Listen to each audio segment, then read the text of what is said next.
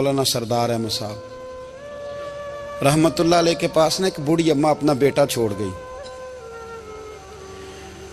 तो हजरत साहब ने कुछ 2 4 5 महीने रखा। तो बाद में उसकी अम्मा को बुला के कहा कि भाई तू बेवा है, बेटा तेरा यतीम है, मैं नहीं चाहता कि इसका वक्त ज़ाया हो। ये पढ़ने वाला कोई नहीं, सारे नहीं भाई पढ़ने वाले होते।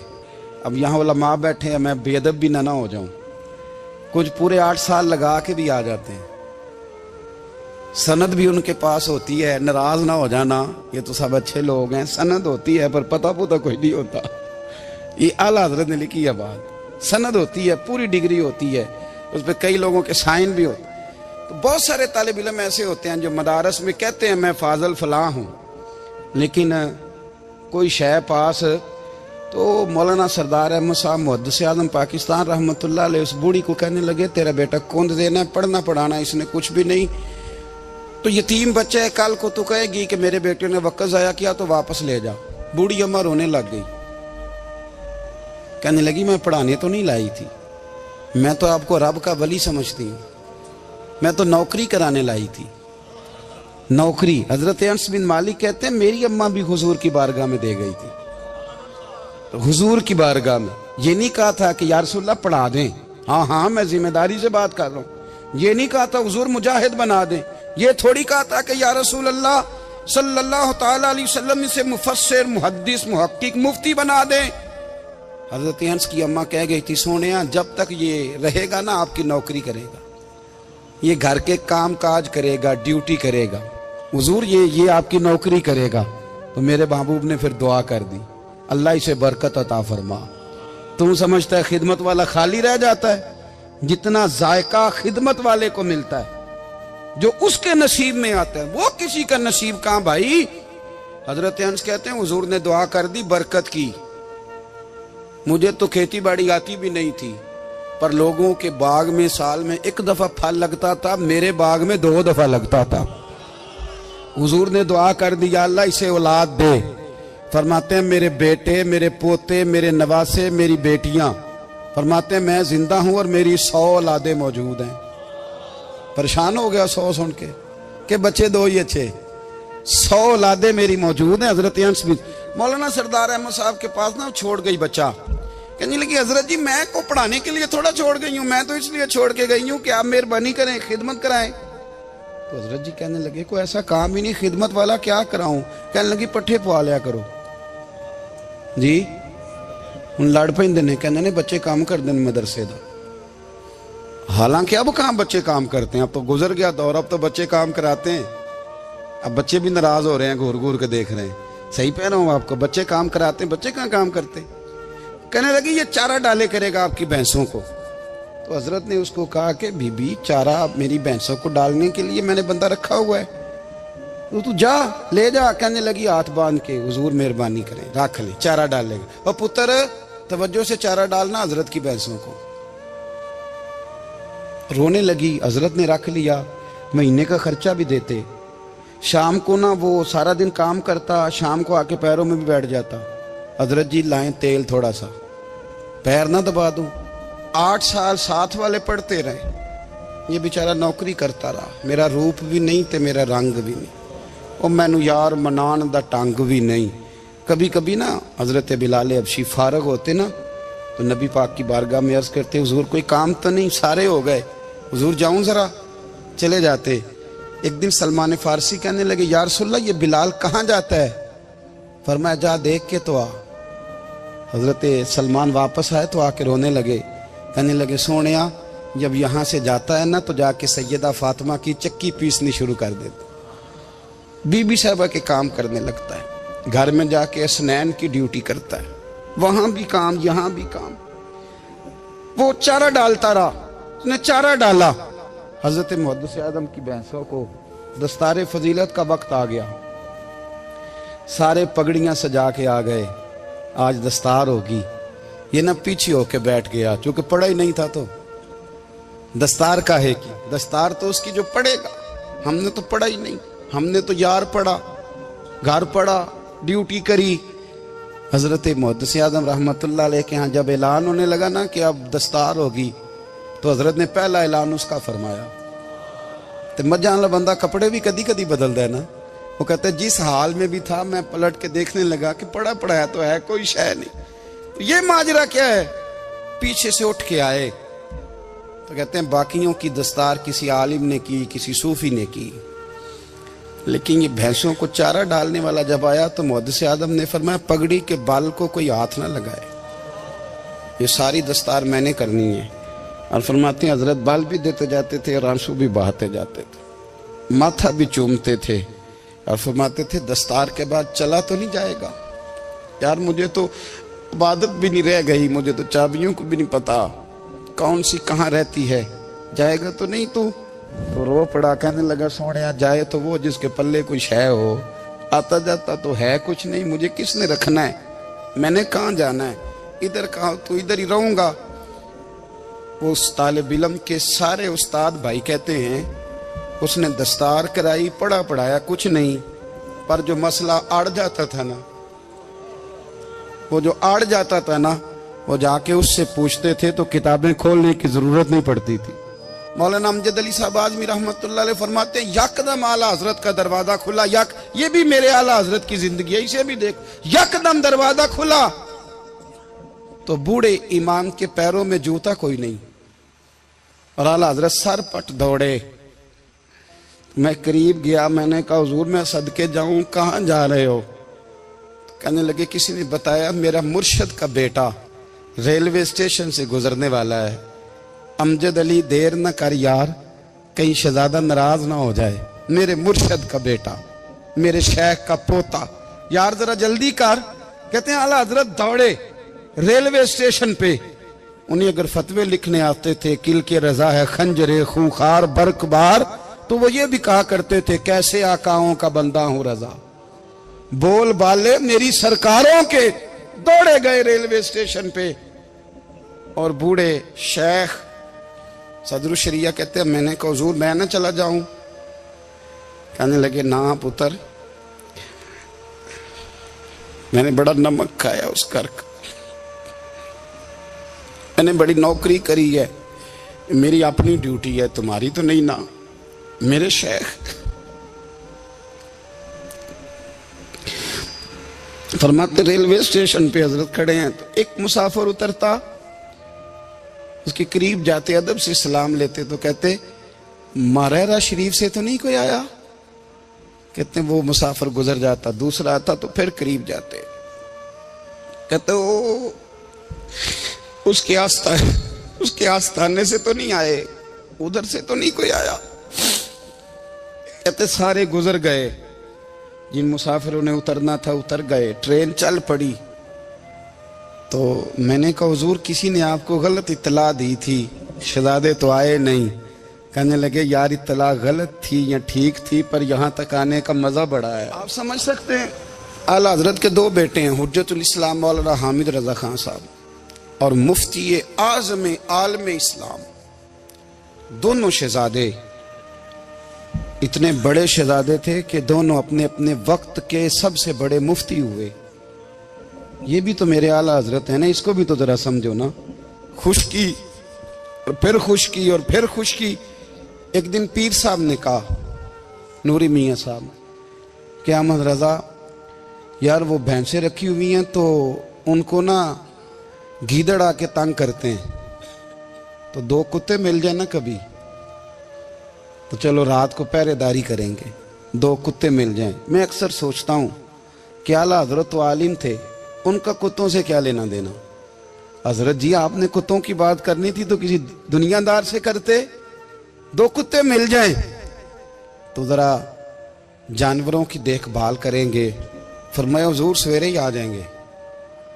भाई आपका तो ये शुगर नहीं, तो आप कहाँ से लाएंगे? दिन चढ़ा तो दोनों बेटों के गले में रस्सियां डाली। आला हजरत को सिर्फ आप फतवे की रोशनी में देखते हैं, आपको उस शख्स के दर्द का नहीं पता, उसके जायके का नहीं पता, वो किस स्टेज का आदमी है, स्टेटस क्या है तरीकत में, शरीयत में, इश्क में। दोनों शहजादों के गलों में रस्सियां और पकड़ा हुआ है। तो नूरी मियाँ साहब कहते हैं मैं चारपाई पे बैठा था तो नीचे बिठाल दिए दोनों बच्चे। मैं उठ के खड़ा हो गया, मैंने कहा मौलाना ये क्या? कहने लगे हुजूर ड्यूटी भी करेंगे और रोटी भी नहीं मांगेंगे। जिन्हां तना विच इश्क न रचिया, कुत्ते ना थी चंगे। मालक देकर राखी कर दे साबर भुखे नंगे। किधर गया ज़ौक़, किधर गया वो दर्द। अब पीछे बारी आई रसूलुल्लाह के प्यार की, जब बारी आई नबी पाक की मोहब्बत की, तो फिर फाजिल बरेलवी का कद अगर लिखने में कमाल है ना, तो महबूब के प्यार करने में भी कमाल है। उन्होंने ना सारी जिंदगी, यानी सारी जिंदगी ये कह के गुजार दी कि इश्क तेरे सदके जलने से छुटे सस्ते, जो आग बुझा देगी वो आग लगाई है। एक सैयद साहब थे, मकान बन रहा था आला हजरत का, तो सामने ना बिल्कुल लाइब्रेरी थी। तो जब मकान बन रहा होता है तो तब सारे मिस्त्री मजदूर अंदर ही होते हैं, तो सब का आना जाना था, सब लोग आते जाते थे बिला झिझक। तो वो सैयद साहब भी एक दिन आ गए, सामने लाइब्रेरी में मिले, फिर चले गए। कुछ दिनों के बाद घर मुकम्मल हो गया, अब औरतें भी आ गईं। तो शाह जी को पता नहीं था, वो पुराना ही माहौल समझ के ना, मौलाना जफरुद्दीन बिहारी कहते हैं पुराना ही माहौल समझ के तो अंदर आ गए। और जैसे ही अंदर दाखिल हुए, सामने घर की औरतें देखी, तो शाह जी माजरत माजरत माजरत करते परेशान हो गए। और फिर जब दोबारा पलटने लगे तो आला हजरत दौड़ के गए, हाथ चूमे, कहने लगे शाह जी आपको तो पता नहीं था, और आप मेहरबानी करें ये माजरत वाला लफ्ज वापस लें, ये मेरे घर की औरतें नहीं, ये तो सैयदों की बांदियां हैं, ये तो नौकरानियां हैं, तो आप मेहरबानी करें, ये अंदाज आपका जो है ये दुरुस्त नहीं, आप मेहरबानी पर मैं अंदर आए। और फिर सारे खानदान को लेके पर्दे के पीछे खड़ा किया और कहने लगे शाह जी को गलती लग गई, उन्होंने हमसे माजरत की, अब हम सारे मिलके उनसे माजरत करेंगे, इसलिए कि ये रसूलुल्लाह का खानदान। यार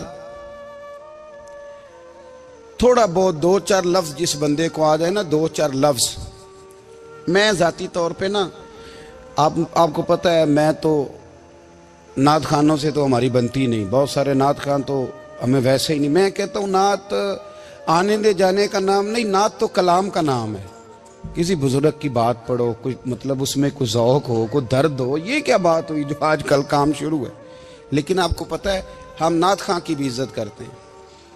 मैं जिस नात खां से नात सुनता हूँ, मैं दिल की कल्ब की गहराई से उसका हया करता हूँ, मैं इकराम करता हूँ, अल्लाह जानता, मैं एहसास देता हूँ, इसलिए कि मैं समझता हूँ ये जब बोलता है ना तो मुझे मदीने वाले की याद आती है, ये नबी करीम की याद दिलाता है, तो इसका एहसास है।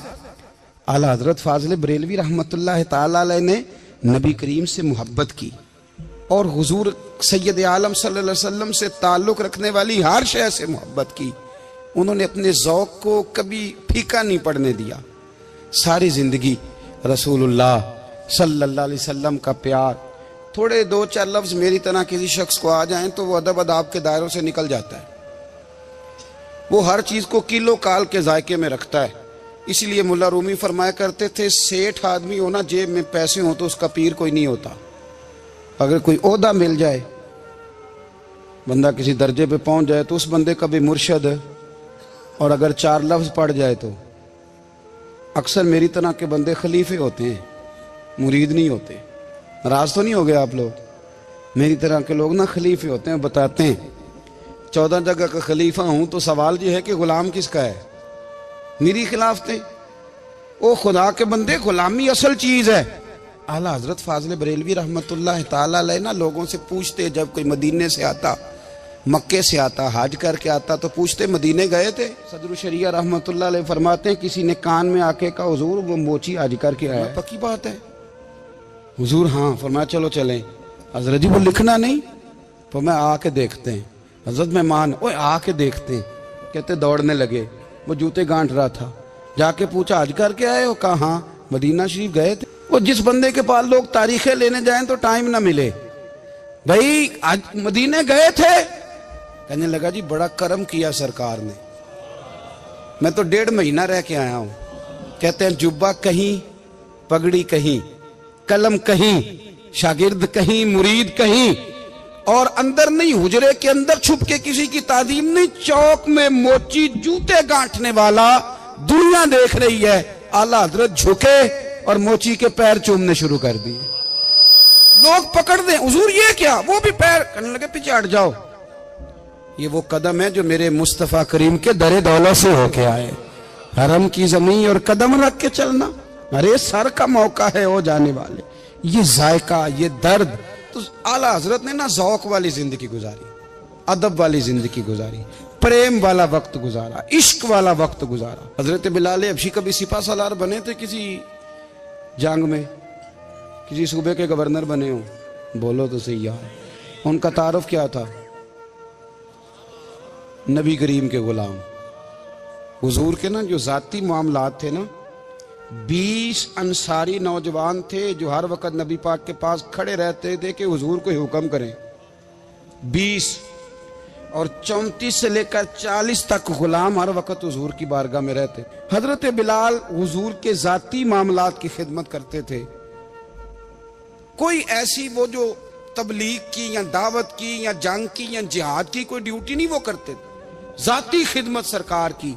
हजरत उमर फारूक वो शख्स हैं कि जिन्होंने कभी किसी बंदे को खातर में नहीं लाए हो, लेकिन जब हजरत बिलाल आते थे ना तो जनाब उमर उठ के खड़े होते थे, कुर्सी छोड़ते थे और फिर एक नारा लगाते थे, कहते थे या बिलाल अंता सैयदुना, बिलाल तू हमारा सरदार है यार, तू हमारा। यानी इश्क का ज़ौक पूरा करना उन्हें भी आता था।